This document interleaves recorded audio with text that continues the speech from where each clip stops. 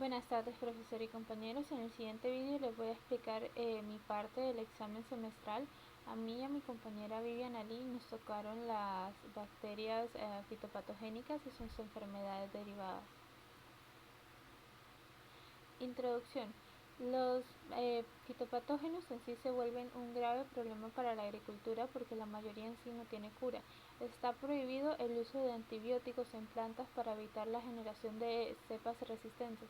Por lo tanto, cuando una planta desarrolla una enfermedad que la afecta completamente y que hace que su producción no sea buena, entonces se recomienda normalmente eliminar la planta. Por lo tanto, es necesario resolver estos problemas porque estamos perdiendo tanto dinero como comida, porque se pierde la planta completa y, por ejemplo, un árbol frutal demora alrededor de 5 años en crecer y comenzar a dar frutas.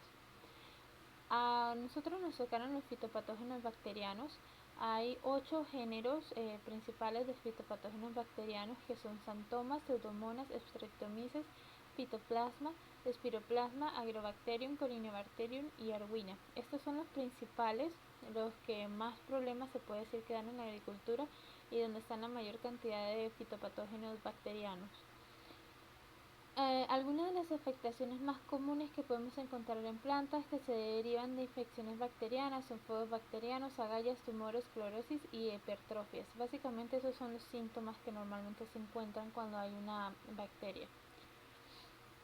Bueno, este video lo estoy haciendo por si acaso mañana no me funciona el Zoom y no me pueden oír, entonces me voy a saltar las partes de mi compañera Viviana Lee. Esto es de ella. Un segundo, por favor. Un segundo, disculpen las molestias.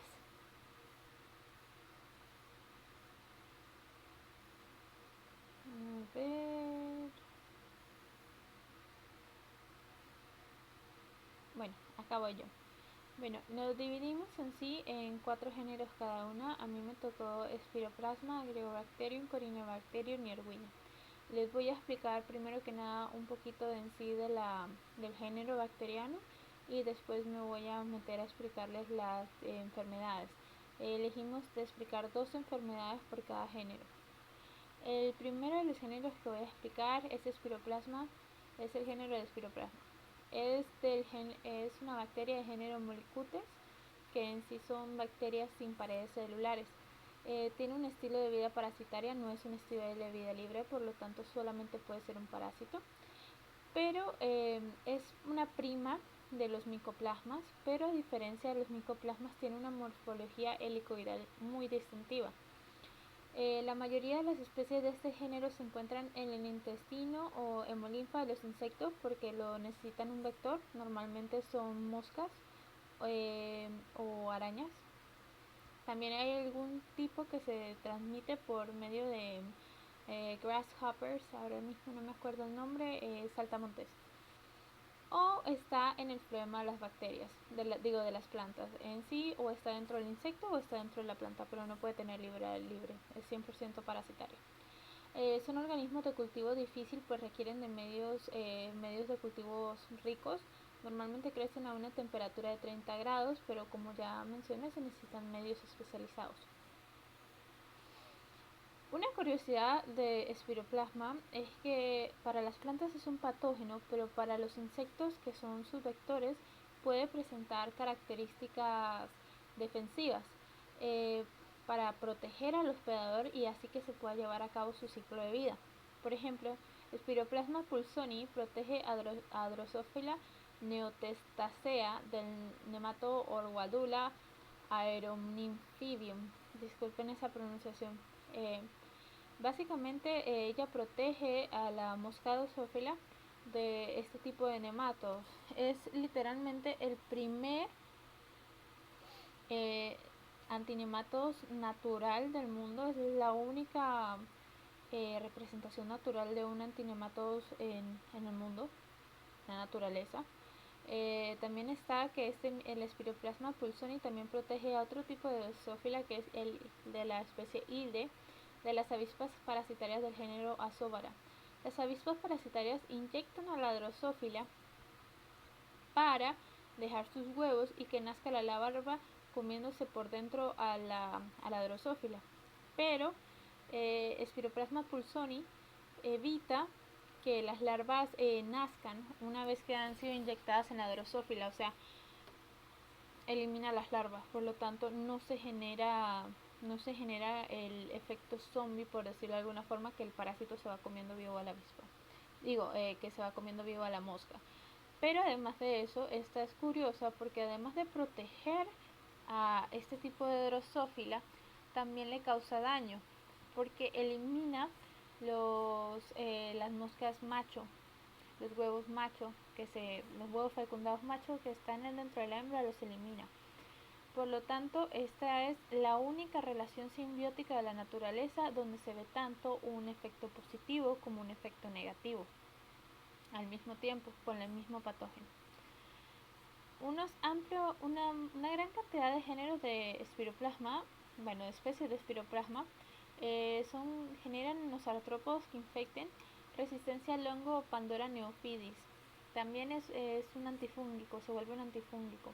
En el paper que leí estaban apenas estudiando estas relaciones, pero además de Spiroplasma pulsoni, que es como la más común con la que estaban estudiando, que es la que aparece en los dos primeros ejemplos aquí, también estaban estudiando con Spiroplasma citri y Spiroplasma kunkeli. Estaban buscando efectos positivos, pero aún estaban en estudio. Pero tengan en cuenta que Spiroplasma pulsoni no es la única que genera en sí los efectos defensivos en los insectos. Bueno, ahora voy a hablarles de las enfermedades. La primera enfermedad que voy a mencionar es la Spiroplasma citri. Es el agente causal de la enfermedad persistente de los cítricos o stubborn, la enfermedad stubborn, la cual causa la reducción de la cantidad y calidad de la producción y puede llegar a ocasionar la muerte de los árboles infectados. Esta última parte de ocasionar la muerte es muy rara, normalmente solamente hace que la producción sea mala y de muy baja calidad, como se ve aquí en el limón de acá abajo. Eso no es un limón que se vende normalmente. Pero si el árbol es muy joven, puede llegar a matarlo. Esta enfermedad no, como ya les dije, no mata a los árboles, pero sí inhibe la producción de fruta. Los mata cuando son muy jóvenes o ya están enfermos previamente, y el diagnóstico se hace mediante PCR. Esta enfermedad se da mucho en Sudamérica y puede afectar varios tipos de árboles frutales cítricos. Afecta el maracuyá, afecta el limón, y si se deja descontrolada puede llegar a afectar algunas especies de plantas que no son cítricas. Por lo tanto es de tener cuidado con ella. Según tengo entendido, ha aparecido más que nada en Argentina y en Brasil. Ahora vamos a hablar de Spiroplasma kunkeli. Kunkeli es una enfermedad que también aparece mucho en Sudamérica y necesita un vector que es muy conocido, que es este que está acá. No sé si se ve el puntito. A ver, ahí es este. Las cicadelas son el vector de Kunkeli. Esta especie de Spiroplasma lo que causa es la enfermedad del achaparramiento. Es una enfermedad del maíz que causa severas pérdidas en varios países de Latinoamérica, normalmente, como les dije, Sudamérica, pero también puede afectar a México, a Nicaragua y a Guatemala. Es sistemática, afectando la fisiología, nutrición y desarrollo de la planta de maíz. Igual que el citri, no mata necesariamente la planta, al menos de que la planta sea muy vieja o esté enferma anteriormente, sino que deja la planta, como se ve acá, toda decaída, toda marchita. Y la producción es muy mala. Como ven acá, esta es un fruto abortado y solamente se ven, ahí yo cuento 6 pepas de maíz, pero semillas de maíz. Entonces esto obviamente no es factible para el productor. Como ya les comenté, es transmitida por las cicadelas. La única forma de diagnosticarla de forma segura es mediante ELISA. Al parecer, estas dos enfermedades, tanto kunkeli como citri, se pueden confundir con otra gran cantidad de enfermedades, por lo tanto es necesario hacer pruebas moleculares para terminar de confirmarla. En ambas enfermedades, una vez descubierta, es necesario que se elimine la planta inmediatamente y que no se vuelva a plantar en la misma zona por un periodo de tiempo. Puede variar según la resistencia que tenga el patógeno. Bueno, ahora vamos a hablar de Agrobacterium. Agrobacterium es un género bastante interesante. Son bacterias gram negativas y lo que lo más interesante es que ellas tienen la capacidad de transferir parte de su ADN mediante unos plásmidos llamados plásmidos T. Son conocidos ocasionalmente como los ingenieros genéticos de la naturaleza. Actualmente el género Agrobacterium es considerado inválido. Esto se da porque Agrobacterium y Rhizobium, nosotros dimos Rhizobium con el profesor Jacinto, no sé si se acuerdan, Rhizobium eran unas plantas que entraban a la riósfera eran unas bacterias que entraban a la riósfera de las plantas y que introducían parte de su ADN. A cambio, a la planta le da nutrientes a Rhizobium y Rhizobium hace que la planta capte mejor el nitrógeno. La única diferencia en sí que había entre Agrobacterium y Rhizobium era que Agrobacterium causa enfermedad, que son pequeños tumores normalmente. Pero esto se puede inhabilitar mediante técnicas de ingeniería genética y en la misma naturaleza hay algunos géneros de Agrobacterium que pueden generar cepas no patogénicas. Por lo tanto, se decidió invalidar el género de Agrobacterium y unirlos con los de Rhizobium. Por eso, a continuación, además de aparecer el nombre de cómo se llamaba en Agrobacterium, también aparece como se conoce hoy en día, que es Rhizobium. Un segundo. Ahora sí. Bueno, acá les quería explicar más o menos cómo entra el plásmido y transforma la bacteria. El plásmido T, que es el que se ve acá abajo, se duplica y cuando la bacteria entra en contacto con la célula de la planta, manda una copia, la cual entra en la célula y va directamente al núcleo. En el núcleo ella busca integrarse en el genoma de la planta.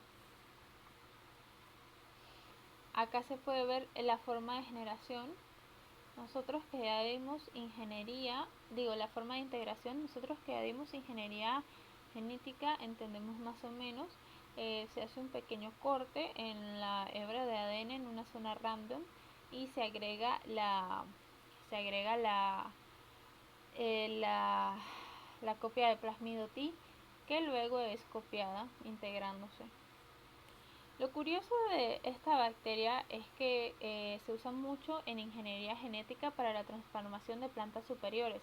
Esto ha permitido que se logre una cantidad mayor de transformación de plantas complejas o superiores y están estudiando ahora mismo para hacerlo in planta, no solamente in vitro, sino que inyectar directamente a la planta con agrobacterium modificada para que las semillas que produzca la planta generen ya tengan el gen deseado.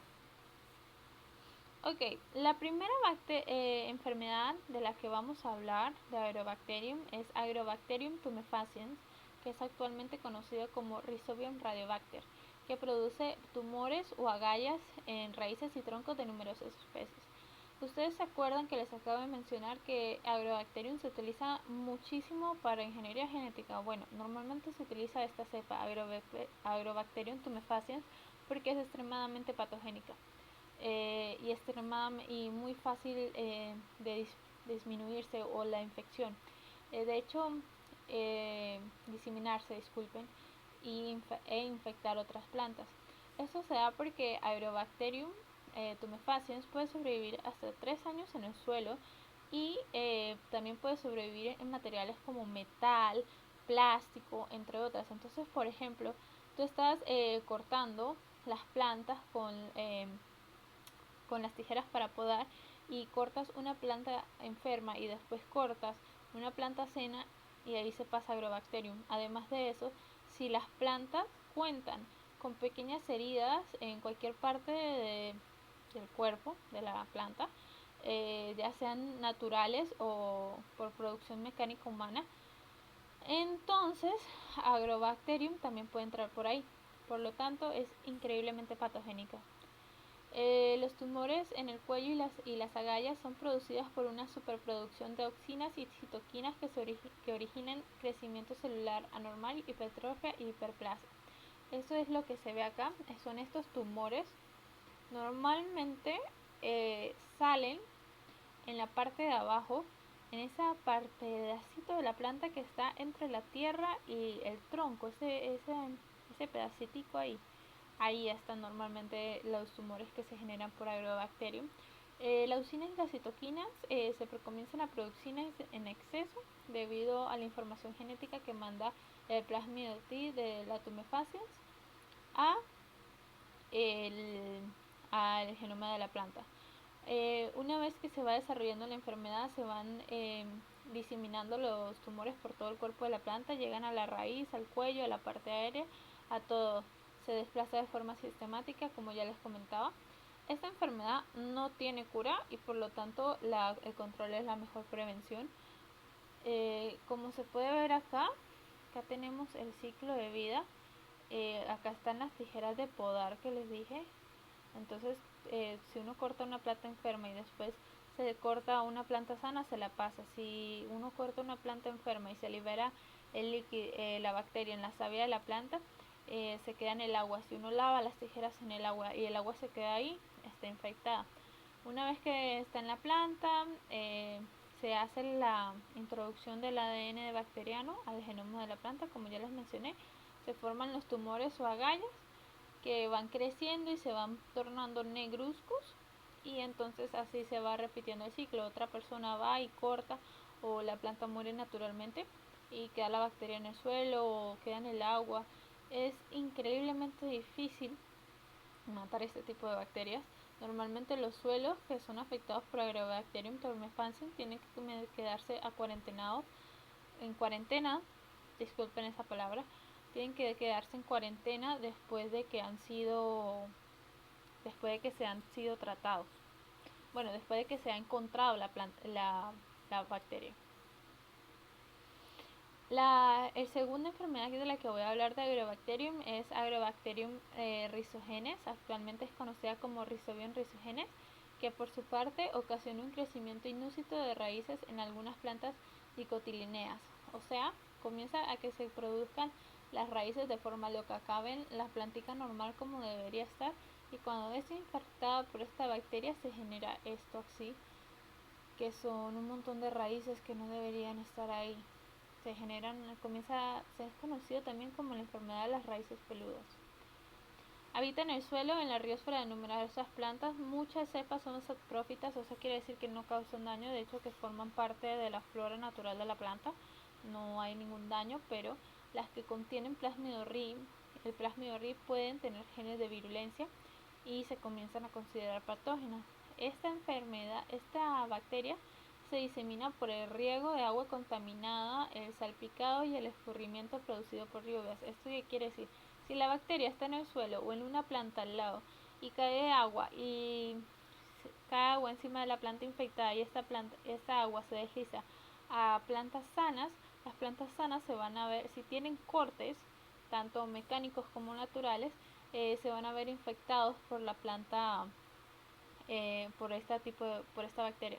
Básicamente es, si cae agua infectada en una herida de la planta, se infectó, así, rápido y sencillo.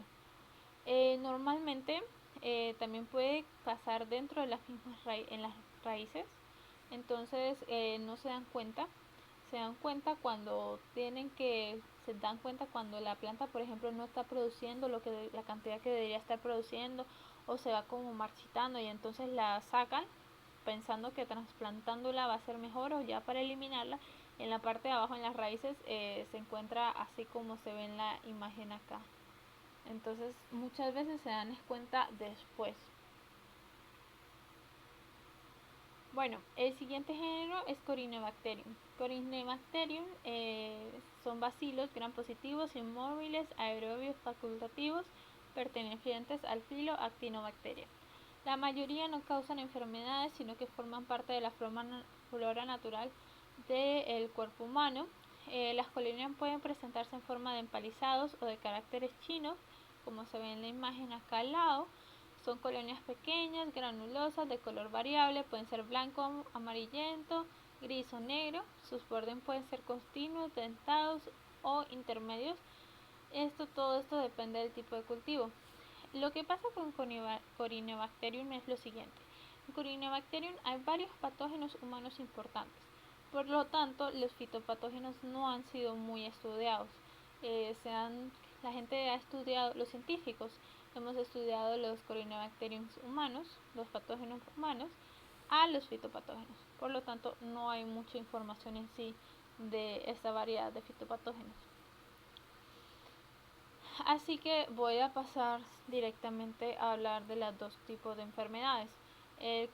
La primera es que, se me olvidaba comentarles, como Corynebacterium tiene varios patógenos humanos y muy pocos fitopatógenos, se decidió que algunos estudiar más a fondo los fitopatógenos de Corynebacterium y algunos han sido reubicados en otros géneros. Por ejemplo, este que les voy a hablar ahora, que era Corynebacterium cepedomycum, ahora es Claribacter michiganensis. Le puse sin número ahí a Claribacter michiganensis porque este cambio aún no es completamente oficial. En algunos libros aparece Corynebacterium, en algunos libros aparece Claribacter, depende en sí del autor. Es el organismo responsable de la podredumbre anular de las papas, que es lo que se ve acá. Las papas se van pudriendo de adentro hacia afuera. Está considerado como organismo de cuarentena por la Unión Europea, ya que supone una grave amenaza económica. Este patógeno acaba con un cultivo. Si una planta lo tiene, todas las plantas lo tienen. Entonces hay que eliminar el cultivo completo. Lo bueno es que no presenta amplia distribución geográfica, normalmente está en Europa, especialmente en España. Es una enfermedad vascular de la planta. Esta enfermedad, como ya les comenté, ninguna de esta enfermedad tiene cura y por lo tanto cuando se descubre un cultivo contaminado se tienen que eliminar todas las plantas y desinfectar el suelo, además de la cuarentena de 15 días que ya les mencionamos. Ok, lo que va pasando con esta enfermedad es lo siguiente. Ustedes cortan la papa en la mitad y se van a encontrar esto de aquí. Se van a encontrar estas manchas. Esas manchas cuando tú las presionas comienzan a generar un tipo de pus, por decirlo de alguna forma, que es lo que se ve aquí en el centro. Y además de eso, la planta en sí se va marchitando. El tronco, las hojas se van poniendo así, se van marchitando y se van decolorando. Es una enfermedad vascular. Por lo tanto, no hay una buena transmisión ni de nutrientes ni de agua en toda la planta y se va muriendo lentamente.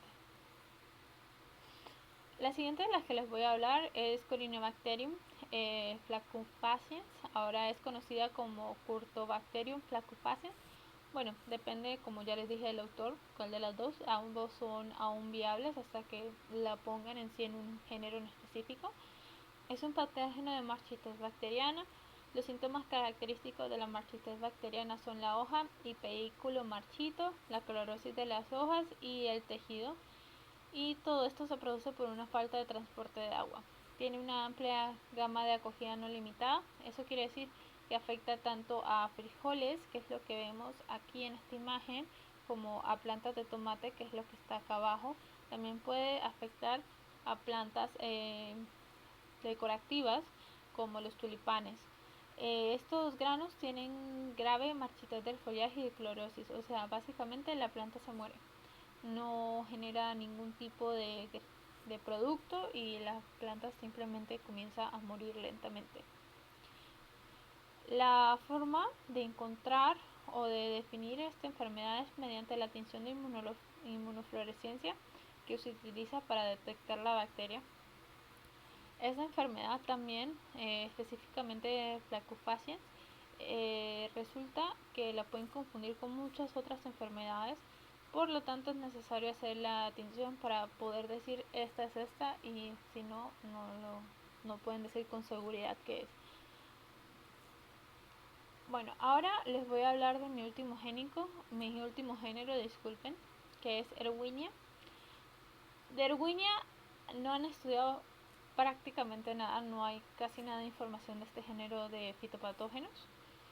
Es un género de la familia Erwiniaceae, disculpen la pronunciación. Su nombre procede de Erwin Smith, que fue el primer fitobacteriólogo. Todas las especies de este género son patógenas para las plantas. No afectan a ninguna otra forma de vida y no son no patógenas.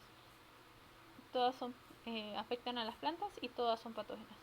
Como ya mencioné, este género no ha sido casi estudiado, por lo tanto voy a pasar directamente a explicarles las enfermedades. Como se puede ver en las imágenes, tiene forma de bastoncillo. Así que vamos a hablar de las enfermedades.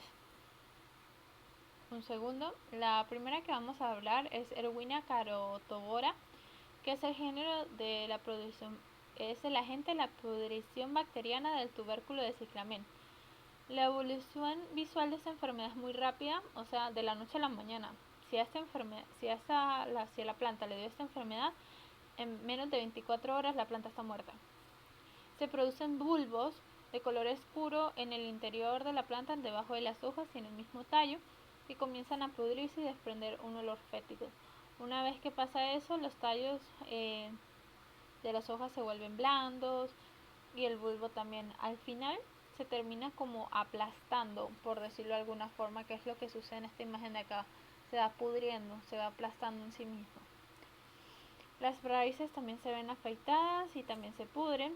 Toda la planta termina por contaminarse por vía ascendente, ya que se transmite por la circulación de agua de la planta y los nutrientes, tanto el agua sana, por decirlo, el agua sana, como los nutrientes son bloqueados, por lo tanto solamente llega la bacteria, solamente llega lo malo a la planta.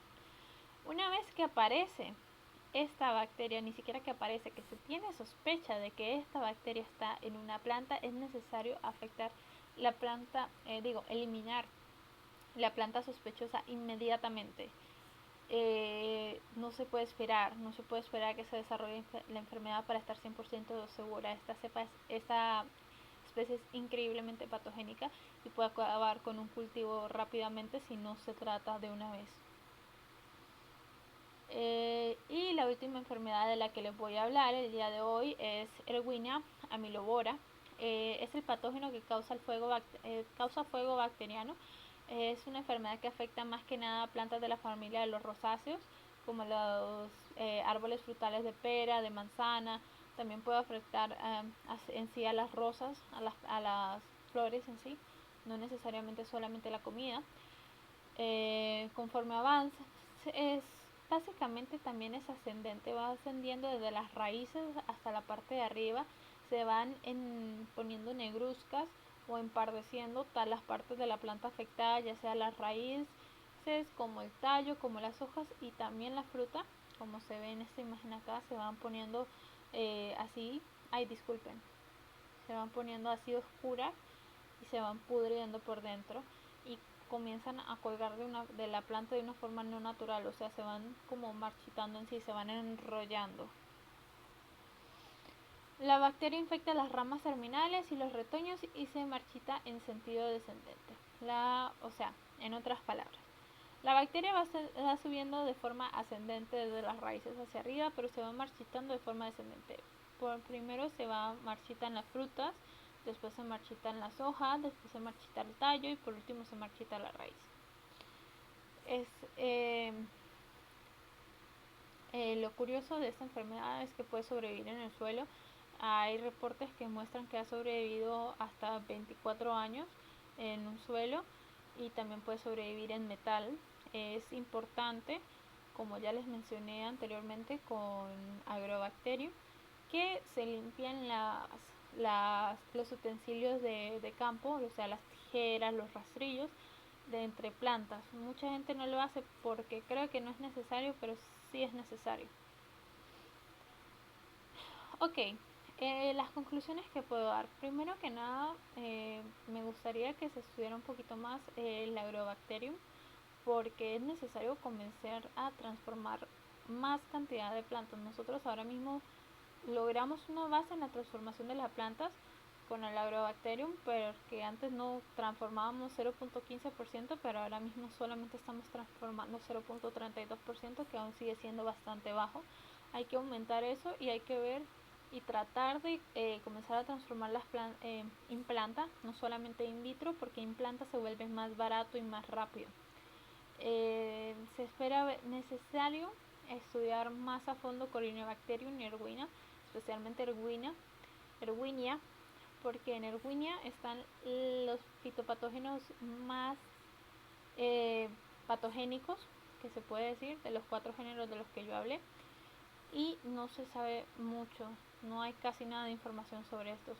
También es que a mí me parece que es que Erwinia aparece más que nada en Europa, por lo tanto no es muy estudiada en América. Y sería curioso ver si podemos pasar las defensas que genera espiroplasma, a las plantas. O sea, en vez de que solamente defienda a sus vectores, que también defienda a las plantas. Las recomendaciones que puedo dar, como siempre, es que antes de plantar cualquier planta se tenga el pasaporte de la planta. Hay un pasaporte, un fitopasaporte. En ese está detallado dónde creció, dónde se desarrolló, que está sana, que recibió abonos para no enfermarse. Entonces es necesario contar con ese fitopasaporte. También es necesario que se limpien los instrumentos agrícolas antes de usarlo entre plantaciones, y si uno nunca es demasiado cuidadoso también la puede limpiar entre plantas, porque muchas de las plantas, específicamente Agrobacterium tumefaciens y Erwinia carobatera, se transmiten mediante cortes por instrumentos contaminados. Es necesario también un estudio profundo de los suelos antes de realizar una plantación en él. Tú nunca sabes qué hay en ese suelo y podría que lo que hay ahí sea dañino para la planta. Y no se deben guardar plantas enfermas, se deben eliminar inmediatamente.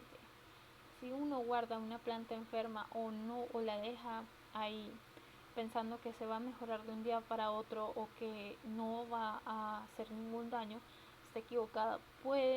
Dependiendo del fitopatógeno, puede llevarse todo el cultivo, todo. Por lo tanto, es mejor siempre eliminar una sola a 20, 30 o hasta 150 plantas. Muchísimas gracias. Cualquier pregunta estoy a la orden, y aquí les muestro las bibliografías que utilizamos. De hecho, utilizamos muchísimo más bibliografía. Estos se ven en el trabajo escrito, pero no nos alcanza a poner todas. Cualquier pregunta a la orden, y de todos modos voy a tratar de realizar esta presentación mañana, pero si no, acá está el video. Muchas gracias.